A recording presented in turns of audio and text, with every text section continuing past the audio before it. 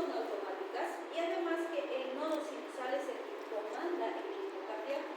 Pero la pregunta es, ¿por qué el nodo sinusal comanda el ritmo cardíaco? ¿Por qué el nodo sinusal es el que comanda el ritmo cardíaco? ¿Por qué? Porque sabemos que hay varios otros nodos sistólicos, ¿no? Son capaces de originar impulsos, pero es el nodo sinusal el que comanda. ¿Por qué?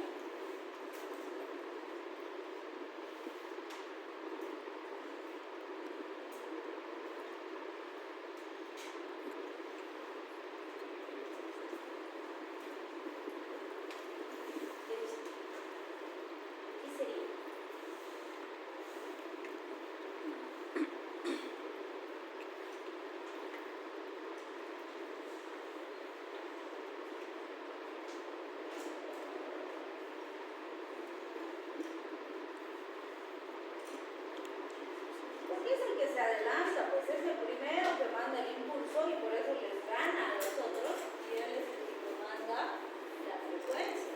Pero si por alguna razón alguno de los focos ectópicos le gana al nodo sinusal y manda un impulso antes, pierde el comando, ¿sí? Que ahí aparece en el ejercicio. Eso han visto en fisiología. También sabemos que esas células automáticas determinan la velocidad de descarga y por lo tanto la longitud del ciclo cardíaco, que depende de las pendientes de despolarización diastólicas, que es el factor más importante, y de las diferencias entre los potenciales de membrana y los potenciales urinarios. Si hablamos de estos elementos, también vamos a ver que existen muchos factores que pueden alterar la ritmicidad del corazón, y esos factores en algunos casos pueden ser reversibles y en otros pueden ser irreversibles. Por ejemplo, el sistema nervioso autónomo. Sabemos que el sistema o el tejido autónomo tiene sensibilidad diferente y por condiciones fisiológicas o patológicas el autónomo puede exacerbarse, ¿sí? Y puede empezar a liberar grandes cantidades de catecolaminas y eso producir la aparición de una arritmia. Por ejemplo, cambios en las concentraciones de electrolitos, sodio, potasio, magnesio, calcio, todas esas alteraciones pueden hacer que aparezca una arritmia. La presión parcial de oxígeno, el pH, las catecolaminas, ¿sí? Y fíjense que hay situaciones fisiológicas en las que esto se puede alterar y hay situaciones patológicas en las que se pueden alterar. Este es súper fisiológico, el efecto mecánico de estiramiento. ¿Cuándo existe un estiramiento importante en las cavidades cardíacas?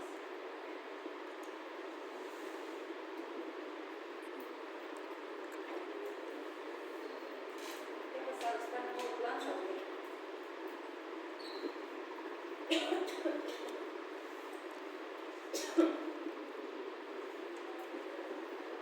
¿cuándo? Y ya no tan fisiológico como la actividad física, pero es actividad física extenuante, ¿no? Digamos que lo mando a un paciente, bueno, a un deportista, así como nuestros futbolistas, ¿no? Que pichanguean en espaldas de lo mando a un centro de alto rendimiento a España y entrena con la selección española. Y para no quedar mal, pues hace su máximo esfuerzo para entrenar al mismo nivel que ellos y aparece una arritmia. ¿Por qué? Porque se ha sobreexigido en un organismo que no tiene adaptación física. Porque no está adaptado para ese tipo de entrenamiento, ¿sí? Entonces, si cualquier paciente yo lo mando a hacer actividad física extenuante y no ha tenido un periodo previo de preparación, le puede dar una arritmia. ¿Sí? Pero ahí deja de hacer el esfuerzo físico extenuante y la arritmia desaparece, ¿sí? Y después se hace un proceso progresivo y demás, se va a adaptar perfectamente y no va a tener arritmia, ¿sí? Bien, la toxicidad de fármacos cardioactivos. Hemos hablado, por ejemplo, en insuficiencia cardíaca de los digitálicos. ¿Qué hacen estos? Aceleran el corazón, ¿no? Entonces pueden hacer que aparezcan arritmias en el paciente. Y por supuesto las cicatrices de tejido enfermo, por ejemplo pacientes con chagas, pacientes que han tenido infartos de miocardio, que tienen cicatrices en el corazón, pacientes que tienen bloqueos de rama. En todas esas situaciones la conducción del impulso eléctrico va a ser diferente. Entonces eso nos puede llevar a la aparición de una arritmia, ¿sí? Entonces vamos a ver Cualquiera de estas alteraciones determina cambios en las pendientes de despolarización, los potenciales umbrales y los potenciales de repulsión. ¿Sí? Por lo tanto, cuando le doy tratamiento a un paciente con antiarrítmicos, ¿cuáles son mis objetivos? Disminuir la actividad de los marcapasos autónicos y modificar la conducción o la refractariedad en el sentido de la entrada. Vale decir, van a ver que la gran mayoría de los antiarrítmicos que vamos a usar van a buscar lentificar la función del corazón para que se corrija la arritmia. Y esto tiene un principio básico físico, vamos a decir. Por ejemplo, siempre les digo, Napoleón Bonaparte tenía un refrán y le decía a su lacayo, a su sirviente, le decía, vísteme con calma que ando apurado. Lo miraban así, que estaba loquito, ¿no? ¿Por qué creen que le decía eso? Porque tenía absoluta razón. ¿Por qué creen? Han escuchado, han debido ver ese meme, ¿no? Que la impresora no sepa que estás apurado. Porque, ¿qué pasa? Justo cuando estás al filo y tienes que imprimir tu tarea, que se tranca, que no imprime, que la tinta se... ¿Sí? Entonces, les decía, si les mando a las 2, digamos, a bajar por las gradas, y les digo, tú vas a bajar caminando hasta el primer piso, hasta el planta baja, y tú vas a bajar corriendo, ¿quién tiene más probabilidad de caerse? ¿El que corre o el que va caminando? ¿Por qué?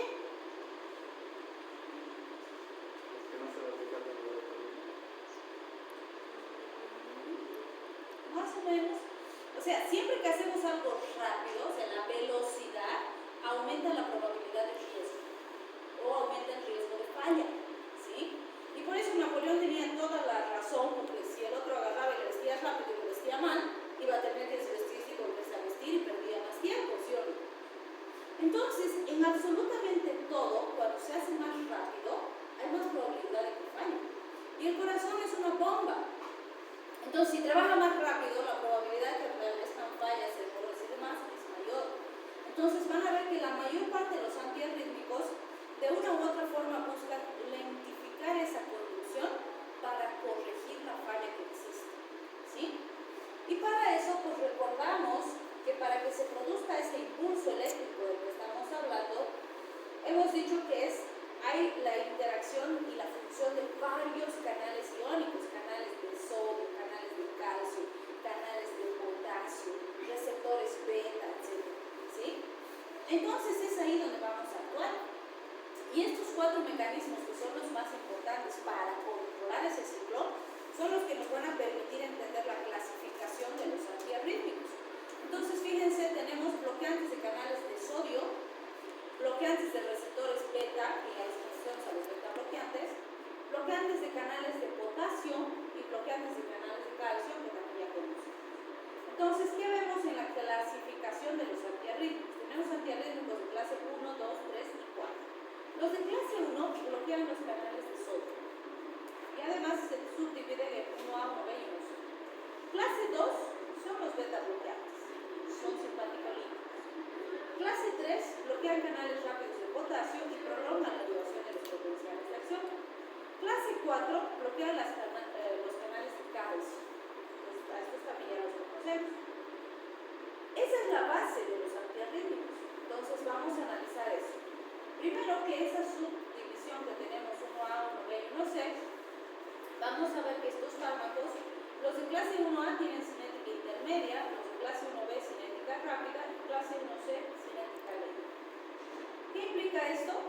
Por ejemplo, si hablamos de los de clase 1A, vamos a mencionar un ejemplito de cada grupo para no sobrecargarles, pero por supuesto no se olviden que estamos viendo un prototipo, pero no quiere decir que es el único fármaco que hay. Hay muchos fármacos más en cada una de las clases. Entonces, clase 1A, vamos a hablar de la procainamida. Van a ver que clásicamente se habla de la procainamida como un anestésico, ¿sí? Entonces, este anestésico se puede usar por vía parenteral o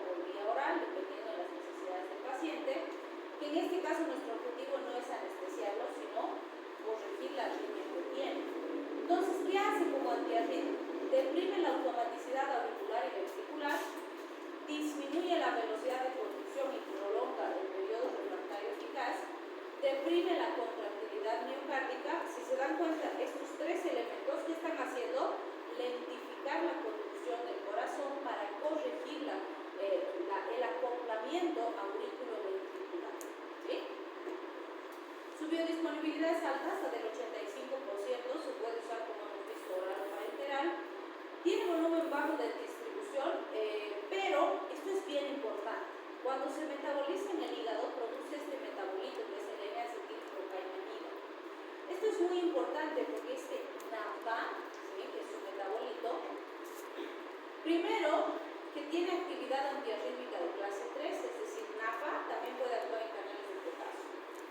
Segundo, este mismo NAPA le cuesta al riñón eliminarlo.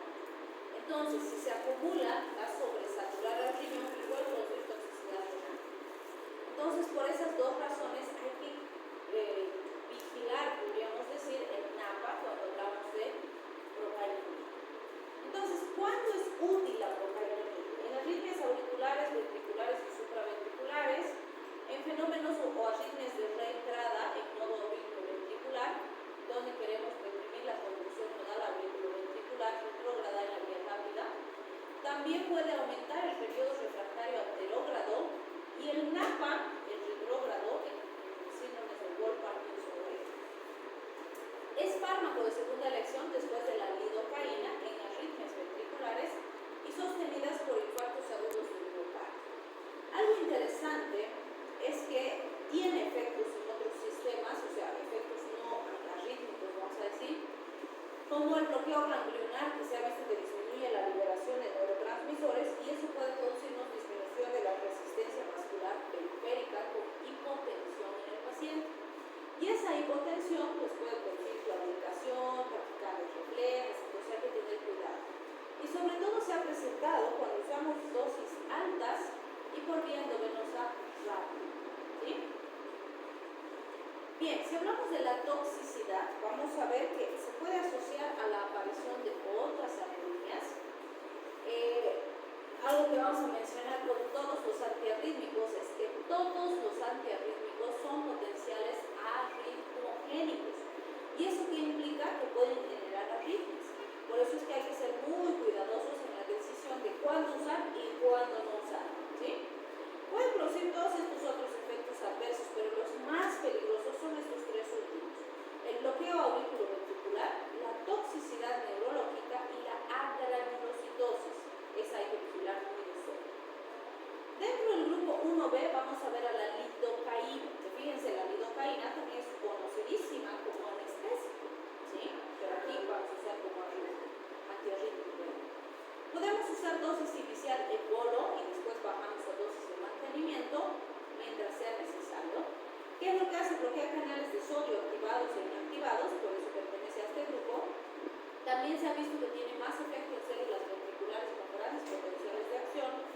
No tiene efecto sobre la conducción de forma directa, tiene menor actividad en focos ectópicos auriculares y genera depresión selectiva en células despolarizadas.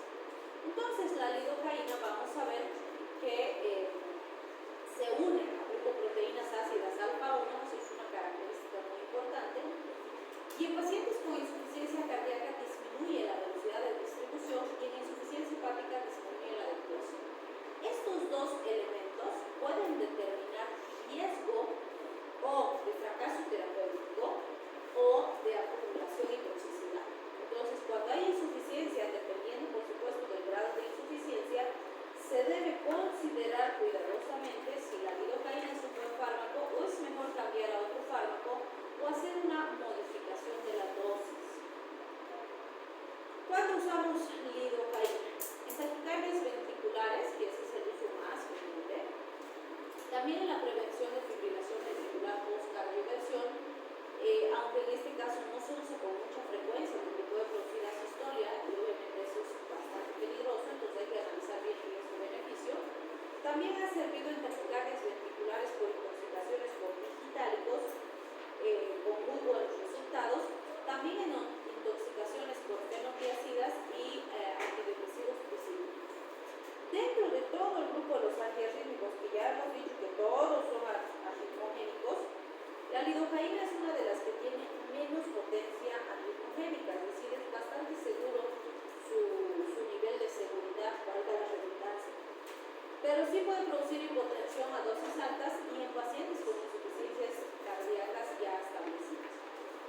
ancianitos y sobre todo si se administra por vía endovenosa rápida, se ha descrito parestesias, temblores, náuseas, mareos e incluso convulsiones. Entonces hay que tener cuidado en pacientitos adultos mayores. Bien, la flecainida, que sería del grupo 1C, vamos a ver que también bloquea canales de sodio, pero además actúa en canales de potasio con cinética lenta y prolonga la duración del potencial de acción auricular. Vamos a ver que esta flecainida se ha usado en taquiarritmias supraventriculares, incluso en fibrilaciones auriculares y en taquicardias arteriales en niños. Tiene bastante grado de seguridad. La eliminación renal es del 95% y se metaboliza en hígado. Puede agravar taquiarritmias ventriculares previas o post-infarto de miocardio. Entonces, fíjense, se usa en taquiarritmias ventriculares, pero puede agravar taquiarritmias ventriculares. Entonces, hay que tener cuidado en analizar cuándo usar y cuándo no usar. ¿Sí? Bien, los beta bloqueantes ya los conocemos, entonces vamos a analizar por qué son útiles como antiarrítmicos. Por ejemplo, tenemos acá el propanolol, el esmolol y el sotalol. Sabemos que varían un poco en sus tiempos de acción, en sus mecanismos, las dosis son del propanolol. Sabemos que al bloquear los receptores beta, ese efecto inotrópico negativo va a lentificar la fuerza, frecuencia, contracción y eso puede ayudar a corregir la arritmia. Pero además estos beta bloqueantes, fíjense, tienen efectos directos en la membrana, bloqueando canales de sodio, similar a lo que hacen los antiarrítmicos de clase 1, y prolongan la duración del potencial de acción, lentificando el automatismo a nivel sinoauricular y auriculoventricular. Entonces esto potencia su efecto como antiarrítmico, ya sea que se use por vía oral o parenteral. Tienen menos efectividad en la supresión de extrasístoles ventriculares, entonces se usan sobre todo en arritmias. Ya hemos visto que se pueden usar en hipertensión, se pueden usar en pacientes con anginas, también se está probando en migrañas y en las, si quieren, arritmias transquirúrgicas o en las hipertensiones transquirúrgicas, se prefiere el sotalol porque su acción es más breve. El esmolol porque su acción es más breve. Si hablamos de la toxicidad de los beta bloqueantes, ya sabemos que tienen altos riesgos respiratorios. Los pacientes con asma, con bronquitis hay que tener cuidado. Al ser depresores de la contractilidad, de la fuerza, la frecuencia, pueden producir bloqueos auriculoventriculares e insuficiencia cardíaca aguda. Entonces son buenas alternativas, pero hay que vigilar al paciente. Bien, la amiodarona, que sería nuestro antiarrítmico de clase 3, vamos a ver que alarga el periodo refractario efectivo y prolonga el potencial de acción. Amiodarona es un fármaco muy particular porque fíjense, por el grupo al que pertenece, bloquea canales de potasio, esa es su acción principal. Pero fíjense, también tiene acción sobre potenciales de acción frecuentes, bloquea de forma débil canales de calcio, bloquea de forma no competitiva receptores beta, bloquea el automatismo anormal del corazón, bloquea los canales de sodio, tiene más acción sobre potenciales de acción prolongado y más acción sobre potenciales diastólicos o menos negativos. ¿Por qué esto es importante? Porque fíjense, si bien el que nos interesa es el bloqueo del canal de potasio, todos los otros bloqueos van a potenciar su acción como antiarrítmico. O sea, es súper potente porque básicamente bloquea todos los canales iónicos. Entonces, claro que va a estabilizar la arritmia de forma bastante eficaz. Pero hay que tener cuidado si es un paciente que tiene patologías de base asociadas o si solamente tiene la arritmia. ¿Sí? Y ahorita vamos a analizar por qué. Fíjense, digamos que tengo un paciente que solo tiene arritmia, le paso amiodarona, se va a estabilizar la arritmia, una belleza. Pero si fuera un paciente que además, o sea, tiene arritmias, pero además está con, digamos que está con cefaloacidosis diabética, está con deshidratación, está con convulsiones,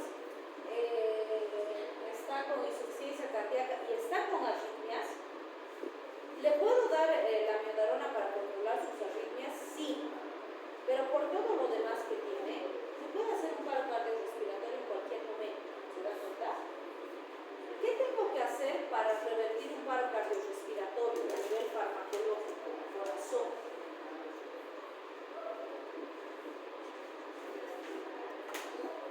El corazón, ¡pum!, se ha detenido, no está funcionando. ¿Qué tengo que hacer para resucitar o reanimar ese corazón?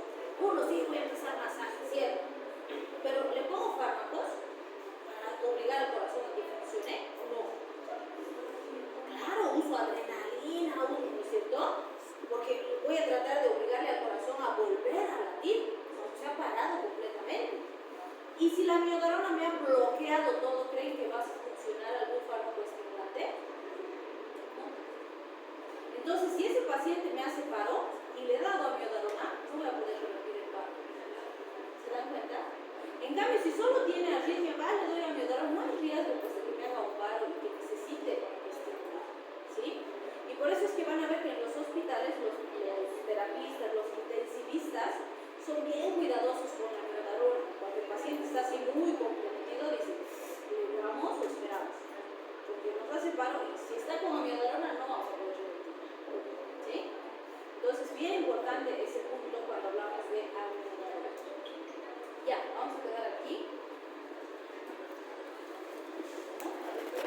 Entonces, fíjense, puedo usar amiodarona de 5 a 10 miligramos por kilogramo, 20 a 30 minutos, para mantener un gramo cada 24 horas y eso puedo mantener por 2 o 3 días. Si le doy oral, le doy entre 800 y 1000 miligramos día por 1 a 3 semanas seguidas y luego voy reduciendo 200 miligramos cada semana hasta llegar a niveles entre 200 y 600 miligramos día y se recomienda, por decirles, darle de lunes a viernes, o sea, 5 días y descansos sábado y domingo.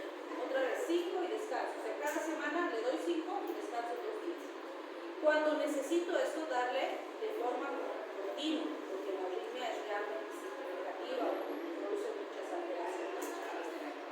Entonces, fíjense, cuando hablamos de las características cinéticas de la miodarona, vamos a ver que en su estructura química tiene 2 iodos. Eso es bien importante, porque está muy ligado a varios efectos adversos.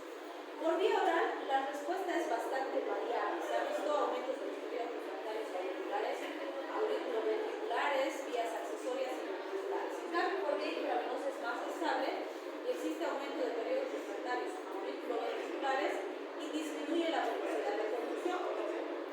Eso nos produce respuestas bastante útiles con las dos, pero a largo plazo vamos a decir que por vía oral, más o menos a las 4 semanas, recién alcanzamos estabilización de los efectos del paciente. Entonces, cuando hacemos tratamientos a largo plazo, por eso es que primero estabilizamos bien en el hospital, con el tratamiento de ataque, podríamos decir, y después recién pasamos a la vía oral y en varias semanas vamos a ir estabilizando al paciente. Siempre va a depender de la causa de la desestabilización del paciente. Se ha probado con muy buen resultado en arritmias